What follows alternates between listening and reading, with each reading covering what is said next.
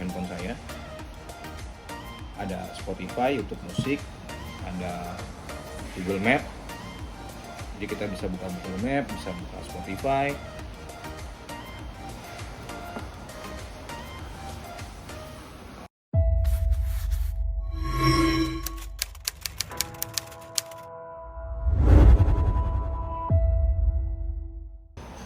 Oke, sekarang kita mau coba untuk penggunaan Android Auto-nya ya. Jadi kalau Android dia wajib colok ke kabel USB yang tadi, kan ada dua.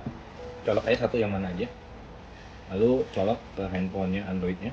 Kita colok begini. Terus kita buka tailingnya. Oke, biarinin, ikutin aja nanti perintah yang ada di sini, tinggal ikutin. Nah, dia langsung nongol. Sama handphone ini bisa kita matiin.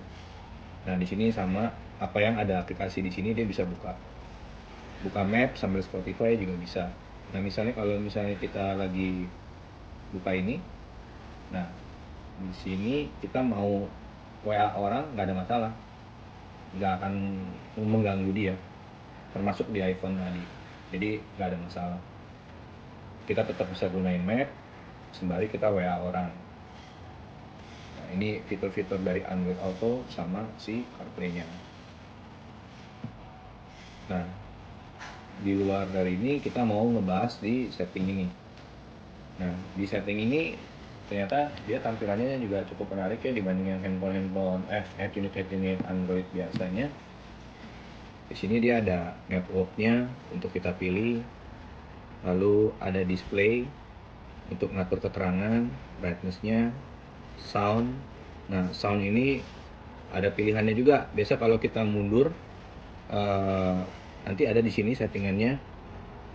Pada saat kita gigi mundur, nanti mau ada suara apa enggak bisa diatur di sini. Ini sound untuk navigasi. Misalnya kita gunakan Google Map atau WhatsApp yang mungkin belok kiri belok kanannya, ada ini buat ngatur kekencangannya. General ini nggak terlalu banyak yang gimana sih. Video outputnya bisa lihat di sini. Kalau original ini juga nggak banyak yang kita pakai di sini. Nah, ini ada reverse. Nah, ini untuk kamera nih. Kalau untuk kamera di sini ada reversing radar, trajectory, line rules. Biasanya ini kalau di trajectory sama line itu yang garis-garis.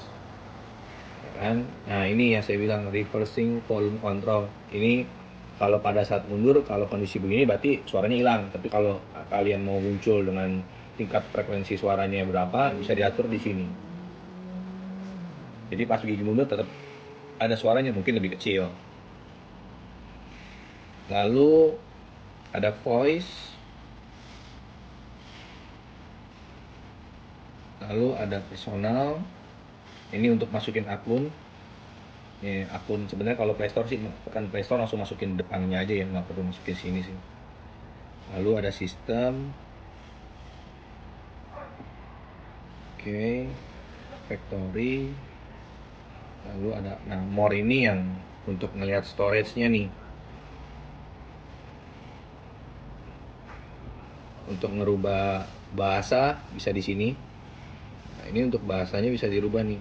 Cuman kalau untuk bahasa yang bakalan berubah itu language-nya itu hanya di tampilan sininya ya. Di depannya di home screen biasanya tetap bahasa Inggris dia. Jadi saya rasa mendingan gunakan bahasa Inggris aja. Nggak terlalu mengganggu juga sih. Udah hanya segitu. Oh iya, ini dia ada fitur juga namanya split screen.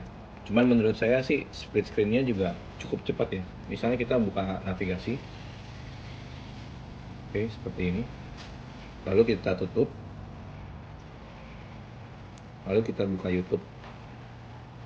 Nah, split screen-nya ini hanya boleh menampilkan satu peta, satu video atau musik. Nggak boleh buka dua-duanya video. Misalnya kiri buka Spotify, kanan buka YouTube. Itu nggak bisa karena suaranya pasti bentrok.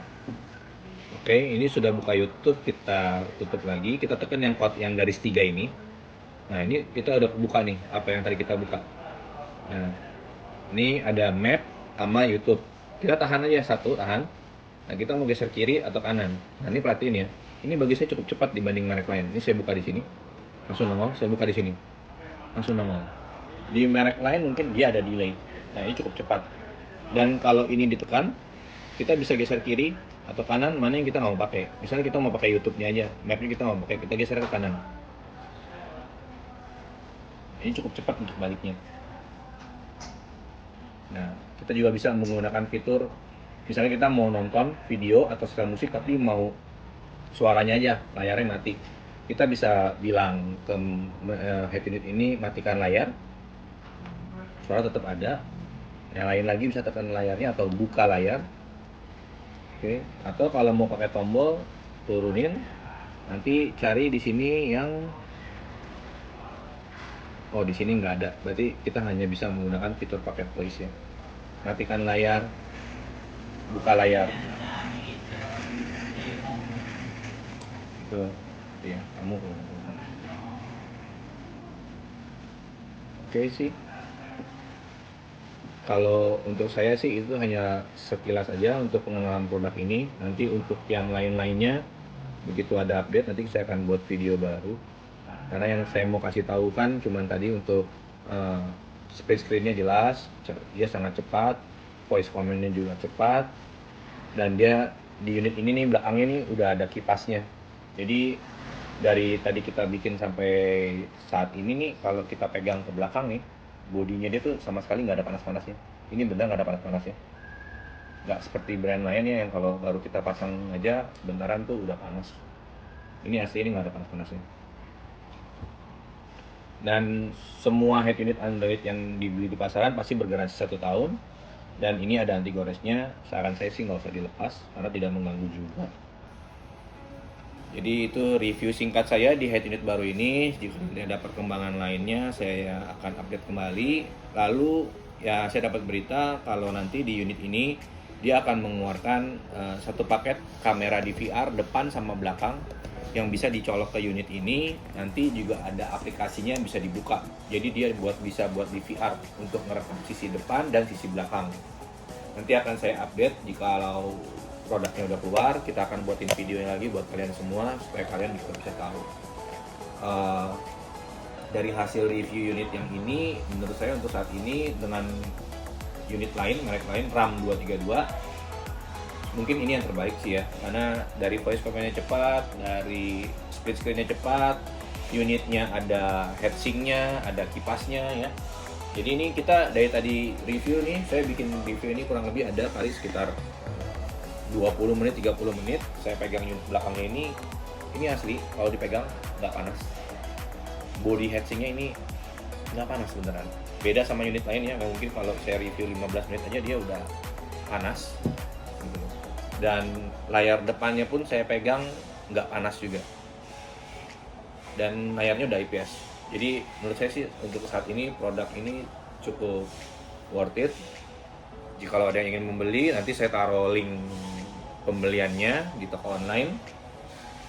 Harganya itu yang 9 in sekitar 2,4, yang 10 innya sekitar 2,5 juta.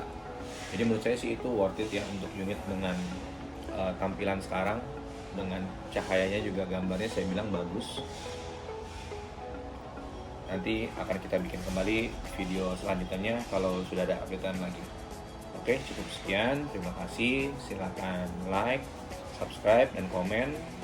Kalau ingin bertanya langsung untuk dijawab, bisa di komen atau langsung WA aja ke nomor yang ada di deskripsi ya. Oke, terima kasih.